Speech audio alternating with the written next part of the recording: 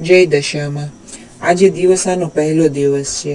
દશામાના ઉપવાસનો પહેલો દિવસ છે અને પહેલી કથા છે.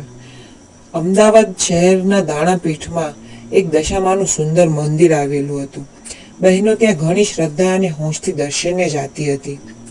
ત્યાં જ એક મારવાડી બહેનનું ઘેર હતું. તેના ઘેર ધન, સંપત્તિ, સુખ, ચેન બધું જ હતું, પણ તેના ઘેર કોઈ સંતાન નહોતું. તેના ઘેર હજી પારણું બંધાવેલું નહોતું. તેમને ખૂબ જ દુઃખ રહેતું હતું.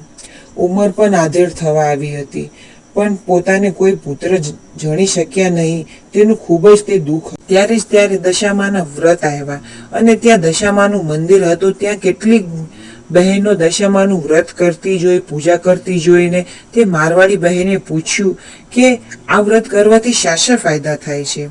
એકે કહ્યું, માં દશામાં આપણી ખરી અવદશા હોય તો તે ટાળે છે. બીજી બોલી, આપણી બધી મનોકામના પૂર્ણ કરે છે. તો ત્રીજી બાઈને મારવાડી બહેનને પૂછ્યું કે મારી પણ મનોકામના પૂર્ણ કરશે. તો પેલી મારવાડી બહેનને થયું કે વ્રત કરવાથી કદાચ મારી દશામાં મારી વર્ષોની અધૂરી ઈચ્છા પુત્ર પ્રાપ્તિ કરાવી આપે. તો તેમણે પણ દશામાનું વ્રત લીધું, ઘરમાં માનું સ્થાપન કર્યું અને શ્રદ્ધાપૂર્વક ભક્તિ કરી.